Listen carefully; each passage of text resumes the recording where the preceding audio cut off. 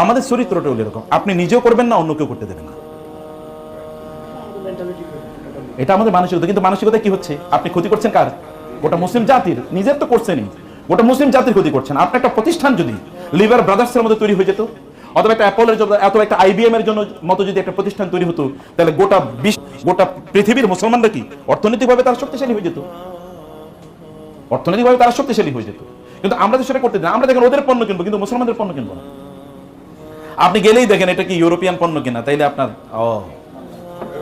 আর যেটা কোনো মুসলমানদের বানানো পণ্য হয়, তাইলে বাংলাদেশের আপনি বাজারে শার্ট কিনতে গেলে বাংলাদেশি শার্ট, এটা মেড ইন বাংলাদেশ কিনবেন না, মেড ইন ইন্ডিয়া এরপরে কিনবেন। কিন্তু আমেরিকা দিকে ওই মেড ইন বাংলাদেশটি আপনি কি আমেরিকান ব্র্যান্ডে, যারা ব্র্যান্ডে আপনি কিনে নিয়ে আসতেছেন, ওই একই জিনিস। এটা কিনতেন এখানে 100 টাকা দিয়ে, ওইখান থেকে 10,000 টাকা দিয়ে কিনবেন। এই যে দেখছেন নতুন জিনিস, এটা হাইফাই, এই ব্র্যান্ডের জিনিস কিনছে, অথচ এটা কিন্তু আপনার এখানে তৈরি হয়েছে। আপনি এখানে মূল্য দেন না, কিন্তু ওইখানে কি আপনি মূল্য দিয়েছেন। এখন সমস্যাটা কোথায়? আমাদের মেন্টালিটি। আমরা প্রকৃত অর্থে আমরা প্রতিষ্ঠান তৈরি করি না, প্রতিষ্ঠানগুলো যেগুলো তৈরি ওগুলোকে আমরা সাপোর্ট করি না। আমি ইহুদিদের কথা বললাম, মানে ইহুদিরা জানেন তো, ইহুদিরা সংখ্যা কত জানেন? পৃথিবীতে প্রতি 1000 লোকের মধ্যে 3 জন হলো ইহুদি। কতজনের মধ্যে? 3 জন। আর মুসলমানরা প্রতি 133 জন। মুসলমানরা প্রতি 100-তে কতজন? ইহুদিরা প্রতি 1000-এ কতজন? 3 জন। গোটা পৃথিবী চালায় কি ইহুদিরা না মুসলমানরা? 1000-এ 3 জন ওরা চালায়, আর আমরা 100 জনে 33 জন তাও আমরা চালাতে পারতেছি না। তাহলে প্রবলেমটা কোথায়? স্কিলের অভাব। আরেকটা জিনিসের অভাব, তা হলো কি? একটা কমিউনিটি অ্যাটাচমেন্ট। আমরা যেমন ধরেন আপনারা যখন কোনো এক জায়গায় চাকরি করবেন, তখন আপনি হয়তো চিন্তা করবেন আমি এত কষ্ট করবো না, আমি কষ্ট করলে ফরিদ সাহেব লাভবান হবে, আমি কেন কষ্ট করবো? এরকম মানসিকতা বাঙালির মধ্যে বেশি, মুসলমানদের মধ্যে বেশি, যে আমি এত কেন কষ্ট করব, আমি যত কষ্ট করবো তত ওনার লাভ, আমার তো আর লাভ নেই, অতএব আমি যত ফাঁকি দিতে পারি, এরকম একটা মানসিকতা আছে। কিন্তু ইহুদিদের এই মানসিকতা নেই, জানেন? ইহুদিরা যদি এখানে থাকে, ওই যে বলে না সব শিয়ালের একরা, শিয়াল যদি এখানে ডাক দেয়, তাহলে ওইখানকার শিয়াল আমি আছি কিন্তু তোর সাথে, ওইখানে কিন্তু ও আওয়াজ দেয়। ইহুদিরা যদি এখানে থাকে, এইখানে একটা ইহুদি, ও প্রয়োজন 10 কিলোমিটার গাড়ি ড্রাইভ করে যাবে, ওই জায়গায় আরেকটা ইহুদি দোকান আছে, ওর দোকান থেকে পণ্য কেনার জন্য।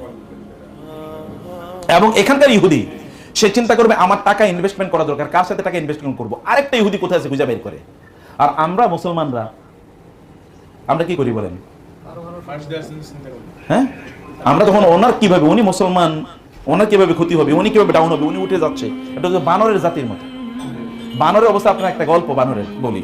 বানরের গল্পটা হলো কি, এক জায়গায় বানর কিন্তু কলা খুব পছন্দ করে। তো এক জায়গায় বানরের কলা খাওয়ানোর জন্য কতগুলো বানর, 10টা বানর একটা জায়গায় একসাথে রাখা হলো একটা রুমে, একটা গবেষণা করবে বানরের চরিত্রকে। ওইখানে কলা ঝুলিয়ে রাখা হলো এবং এরকম একটা টেবিল দেওয়া হলো।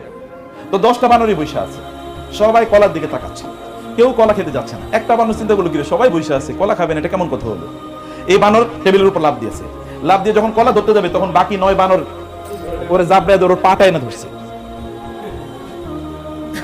এই বানর মনে করলো যে ওরা নিজেরও খায় না, আমারও খাইতে দিচ্ছে না, ঘটনা কি? এই বানর মনে করলো মনে হয় আমি ওদেরকে কোনোভাবে ডিস্টার্ব করছি, কারণ ওরা আমার উপর খুব বিরক্ত, আমার খেতে দিচ্ছে না। ও গিয়ে বসে আছে। পাশের বানর মনে করলো ও মনে হয় একটু দুষ্ট টাইপের, আমি তো ভালো, আমি তো কারো ক্ষতি করি নাই, আমি এবার কলা খাইতে যাই। সে এবার লাফে উঠছে কলা খাওয়ার জন্য।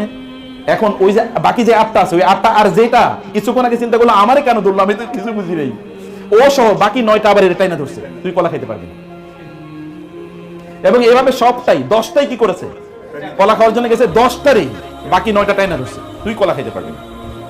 এখন যিনি পরীক্ষা করছেন উনি চিন্তা করলেন মনে হয় সবগুলি দুষ্ট, আচ্ছা এখান থেকে একটা বানর সরাই, একটা বানর সরাই আর একটা নতুন বানর দিই, দেখি এটা চরিত্র কি।